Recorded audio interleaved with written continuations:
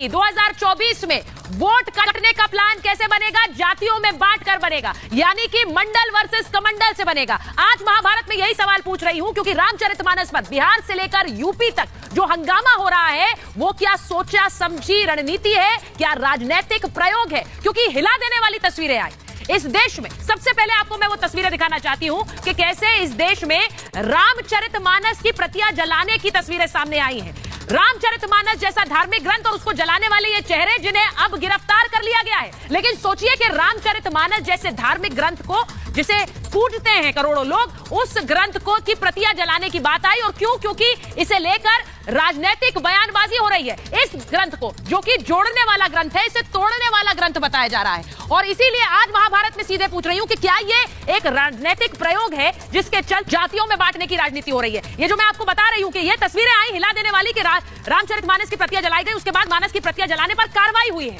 ये बताना जरूरी है। स्वामी प्रसाद मौर्य समेत 10 लोगों पर मुकदमा दर्ज हुआ है। पुलिस ने 5 आरोपियों को गिरफ्तार भी किया है। और इसी के साथ साथ ये कहा है कि धार्मिक उन्माद फैलाने की ये कोशिश थी और इसीलिए वही धाराएं लगाई गई हैं, यानी मानस को जलाओ, धार्मिक उन्माद फैलाओ, ये राजनीति थी। लखनऊ में जलाई गई थी मानस की प्रतियां। लेकिन इसके बाद अब सवाल ये पूछा जा रहा है कि 5 गिरफ्तारियां हुई, क्या स्वामी प्रसाद मौर्य की भी गिरफ्तारी होनी चाहिए? क्योंकि उनके खिलाफ भी मामला दर्ज हुआ है। इस पूरे मामले पर आज महाभारत कर रही हूं कि क्या वोट काटने की ये राजनीति है जिसके चलते ग्रंथ भी जलाए जा रहे हैं। ये रिपोर्ट देखिए।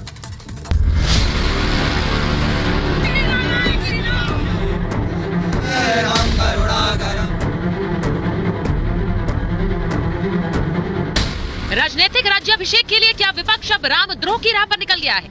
मोदी का मजबूत किला ढहाने के लिए क्या अब रामचरितमानस पर हमला हो रहा है? 2024 में मोदी के विजय पथ को रोकने के लिए क्या 3 दशक बाद सियासत का ये नया दौर अब मंडल वर्सेस कमंडल की ओर जा रहा है? बिहार की धरती से उठी मानस विरोधी आग की लपटें अब उत्तर प्रदेश में फैलने लगी है। मानस का अपमान और फिर प्रतियां जलाकर सियासी तौर पर आग लगाने की कोशिश हो रही है। इंटरनेशनल साजिश सनातन संतों पर, सनातन ग्रंथ पर, सनातन धर्म, क्योंकि सनातन धर्म एक ऐसा धर्म है जो सर्वधर्म समन्वय वसुदेव कुटुंबकम की चर्चा करता है, तो उनको डर है क्योंकि भारत विश्व गुरु है। जब रिपब्लिक भारत ने समाजवादी पार्टी के नेता स्वामी प्रसाद मौर्य की मानस विरोधी सोच को एक्सपोज किया, तो वो कहने लगे कि ऐसी कोई घटना हुई ही नहीं, मानस की प्रतियां कहीं जलाई ही नहीं गई।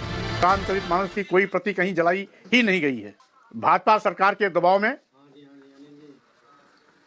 पुलिस पर दबाव बनाकर झूठी एफआईआर कराई गई और जिस घटना को दिखाया गया है उस घटना में दूर दूर तक कहीं मेरी परछाई भी नहीं गई। जो शख्स रामचरितमानस का विरोध कर लोगों में नफरत का बीज बो रहा है, उस पर एक्शन के बजाय अखिलेश यादव उसे प्रमोशन क्यों दे रहे हैं? संतों को आतंकी और मानस का अपमान करने वाले मौर्य को अखिलेश ने पार्टी का राष्ट्रीय महासचिव और प्रवक्ता बनाकर इनाम दे दिया। मैं ये कहूंगा कि वो चौपाई एक बार हमें पढ़ के सुना दो।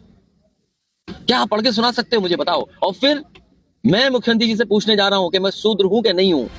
सुना आपने, अखिलेश उल्टा बीजेपी को कटघरे में खड़ा कर रहे हैं। क्या ये मोदी को रोकने का मंडल वर्सेस कमंडल प्लान है, जिस पर पहले बिहार और अब यूपी में काम हो रहा है? लोगों को जातियों में बांटने की साजिश हो रही है। हिंदुओं को आपस में लड़ाकर अपनी राजनीतिक रोटियां सेकी जा रही है। क्या जातिगत जनगणना कराना, मानस का विरोध करना या फिर संतों को आतंकी बनाना, ये सब 24 का चुनाव जीतने के लिए हो रहा है?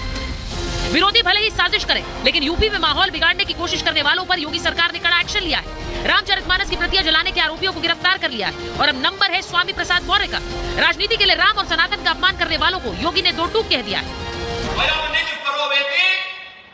गणना लघु चेतसाम उदार चरितानाम तो सुधेव